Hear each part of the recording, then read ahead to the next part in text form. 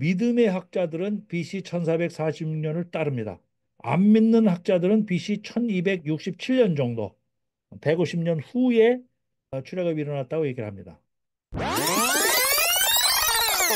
출애굽에 대한 거는 우리가 역사적으로 고고학적 이런 걸로 얼마든지 증명해 낼 수가 있습니다. 지금부터 이제 출애굽 전후의 이집트 상황에 대해서 이집트의 출애굽에 대해서 본격적으로 이제 들어갑니다. 출애굽, 바이블 크로놀로지, 이 크로놀로지라는 거는 영어로 연대기입니다. 연대기. 사실 이 연대기를 굉장히 많이 따질 수밖에 없어요. 우리는 출애굽을 BC 1446년, 앞으로 이거를 굉장히 많이 할 거기 때문에 이 숫자는 좀 알아두시는 게 좋을 것 같아요. BC 1446년, 기원전 1446년에 출애굽이 일어났다는 입장을 견지합니다. 이것도 학자들마다 달라요. BC 1446년을 얘기하는 사람이 있고 이거보다 훨씬 후에 한 150년 후에 출애굽이 일어났다고 주장하는 사람이 있어요. 그런 학설들이 있어요. 거의 대표적으로 두 가지 그룹으로 나눠집니다. 그런데 우리는 1446년을 따릅니다. 우리라는 건 누구냐면 거의 믿음의 학자들은 BC 1446년을 따릅니다. 믿음의 학자들은. 안 믿는 학자들은 BC 1267년 정도, 150년 후에 출애굽이 일어났다고 얘기를 합니다. 거기 딱 나눠져요. 거의 그게 믿는 학자, 안 믿는 학자로 나눠지더라고. 100%는 아니지. 그리고 솔로몬 시대는 BC 967년에 일어났다. 이제 요거를 관점을 두고 우리가 1446년을 전후로 해서 이제 보게 되는 겁니다. 그래서 요 당시에 이집트 왕조를 보게 되고 이집트 왕조를 보게 되고 요때에 이제 아브라함이라든지 야곱이라든지 요셉이라든지 이런 그 연도를 우리가 대충은 알아야 돼요. 저도 이 연도를 외우거나 이러지는 않는데 대충은 알죠.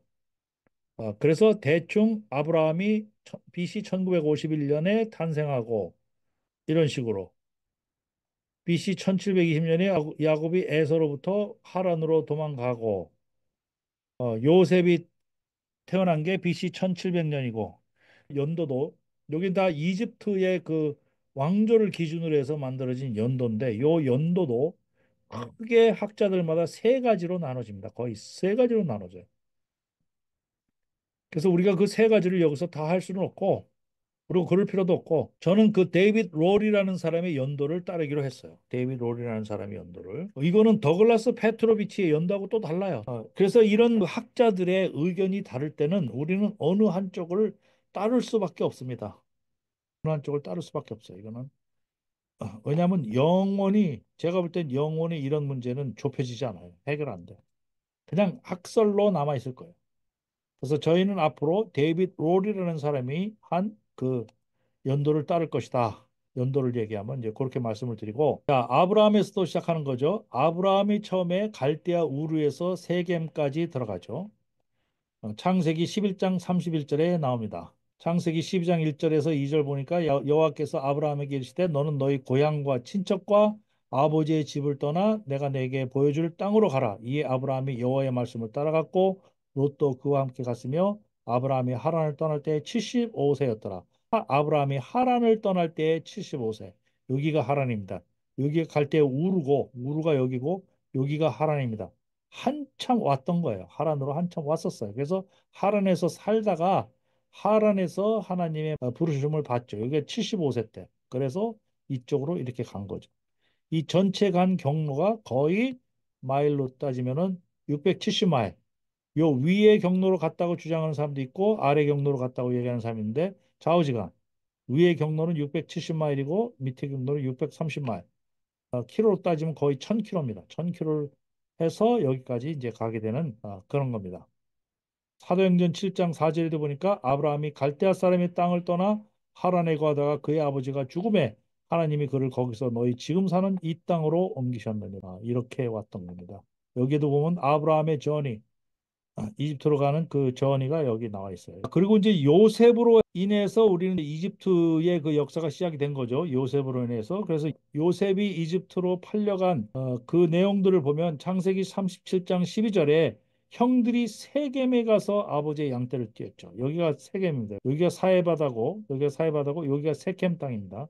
세겜에서 양을 띄었다. 어디서 살았냐? 헤브론에 살았습니다. 야곱의 집안이 헤브론에서 살았어요. 그러니까 헤브론에서 세켄까지, 헤브론에서 세켄까지 거의 78km, 78km를 양을 치러 여기까지 간 거죠. 그리고 형들을 쫓아서 갔는데 형들은 도단으로 갔습니다. 22km를 더 가서 도단으로 갔어요. 이 도단에서 팔려나간 거죠. 도단에서 여러분들 스토리 다 아시는 바와 같이 여기서 팔려서 이집트까지 이렇게 가게 됩니다. 이것이 거의 350km에서 400km 정도. 대충 서울에서 뭐 대구까지 정도 되나요? 서울에서 대구까지 정도로 이렇게 팔려간 거죠. 나중에 야곱이 마므레 앞 막벨라 밭굴에 장사되었다 이랬어요. 장사 마므레. 여기 마므레가 여기. 마므레가 여기입니다. 여기 고향으로 돌아와서 여기에 장사되었어요. 대충 요런 지도를 염두에 두시면 되겠습니다. 요셉이 17세 때 노예로 팔렸고 17세 때 노예로 팔렸고 BC 1683년대입니다. 그리고 30세 때 2인자 총리가 됩니다. 총리가 되죠.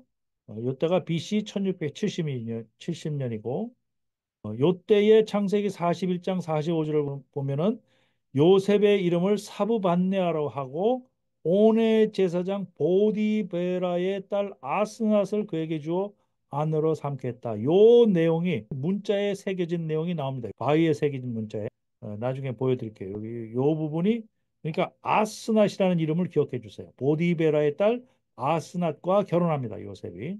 요때가 30대 때. 30세 때고 30세에서 37세 사이에 7년 풍년이 들어갑니다. 7년 풍년이 들어가고 흉년에 들어가기 전에 므낫세와 에브라임을 낳습니다. 므낫세와 에브라임을 낳습니다. 요 므낫세 보고 더글라스 페트로비치는 요 므낫세 보고 최초의 히브리 문자를 만든 장본인이 므낫세다라고 얘기를 합니다. 자, 그리고 39세 때 야곱이 옵니다. 요셉이 39세 때, 요 숫자를 좀 기억할 수 있으면 기억하면 좋습니다. 39세 때 야곱이 이집트에 옵니다. 그 다음에 37세에서 44세 때 7년 기근이 들고 요셉이 110세 때에 죽습니다. 요셉이 110세 때에 죽어요. 대충 이렇게 아시고 이렇게 흉년 때의 상황이 요 바위에 새겨져 있습니다. 이렇게 흉년 때의 상황이 요 바위에 새겨져 있어요. 이게. 이것도 하나의 증거가 되는 거죠. 흉년 때 상황이. 요거는 이제 누가 사파로 그린 거고요. 야곱이 이제 가족들을 데리고 이렇게 오는 장면. 성경의 현장을 찾아가는 여기는 갱한 TV. 성경의 현장을 찾아가는 여기는 갱한 TV. From Egypt 노예의 삶을 끝내고 홍해를 건너 물샘 가득한 림을 지나 불과 구름 기둥 따라 광야 지나 마침내 다 다른 신의 산 하나님의 음성이 들리는 곳. 살아계신 하나님의 말씀은 진실된 믿음의 기록. 우리는 진리의 길을 찾아가는 엑소두스 아카데미.